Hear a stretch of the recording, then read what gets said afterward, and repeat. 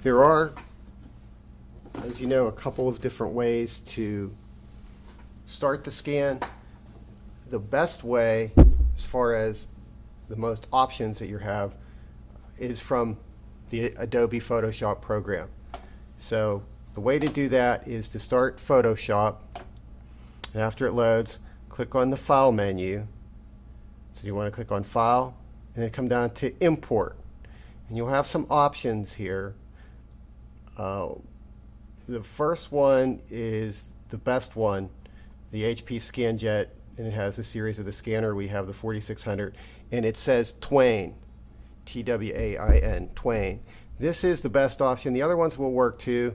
They are driven by Windows interface, so I'm not going to focus too much on that because I want to be cross-platform and I want you to understand how to utilize it on a Mac as well. So we're going to use the HP ScanJet 4600 series Twain. So Twain's the term you want to look for, and you want to click on that.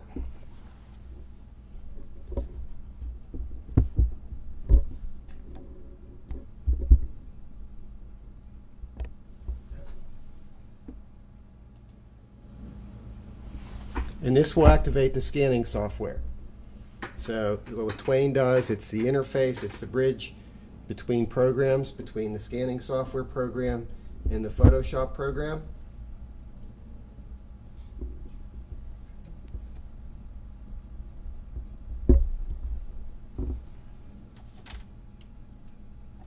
And here's the interface for the scanning software. And this is where you want to make any adjustments to your image in terms of resizing. This is the place to do it if you want to especially increase the size of it. You would want to use the resize menu.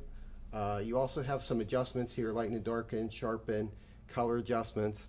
I prefer to do those things in the Photoshop software and not the scanning portion of it, but definitely this is where you would want to resize. So if you knew you wanted to increase your photo size here, this is where you would do it. Prior to scanning, that's the most important point to understand, is you do this before you scan, so you're setting it up properly so you don't lose valuable resolution. Okay. I'm not going to resize in this case, so I'm just going to close this, but this is where you would scale it to. Okay. But the couple things to check here. First of all is your output type. Generally speaking, you want this to be on millions of colors if you're doing a photo or a document with many colors in it, and you can see it's set that way here. Okay.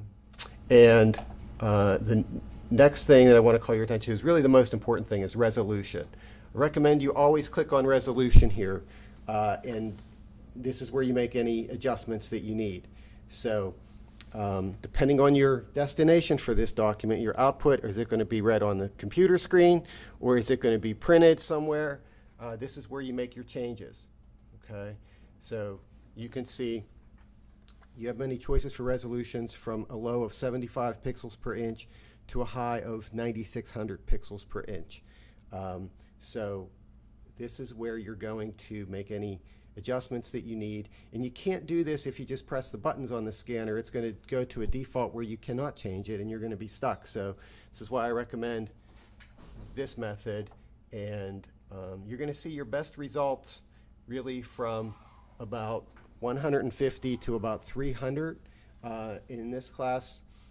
For the most of the assignments and projects, 300 even for professional printing is going to be the highest that you'll need. For screen resolution, you can drop it down to 150 and below. You won't see a difference on the screen between 150 pixels per inch and 75 pixels per inch. You will not see a difference on the screen.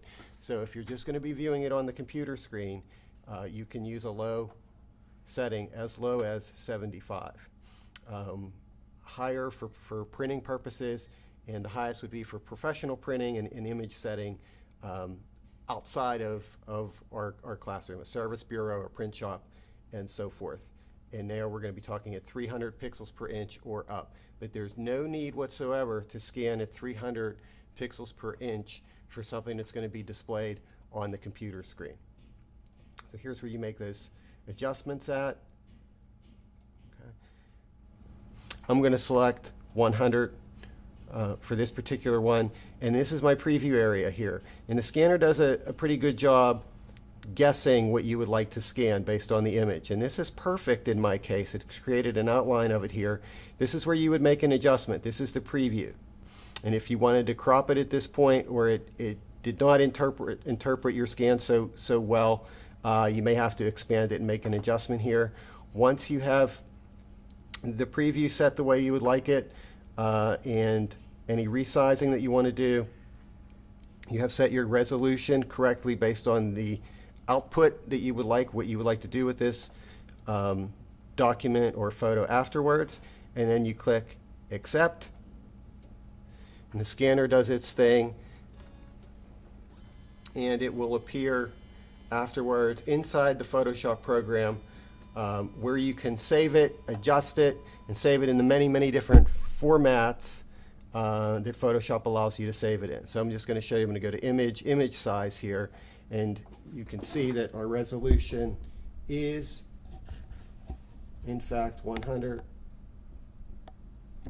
which is what I scanned it at. It gives you some sizes in pixels. You can also change this to percent, but it gives you a size in inches in this document size area here, and your resolution. And this is where you can make any adjustments that Photoshop allows you to enhance it with many of its tools.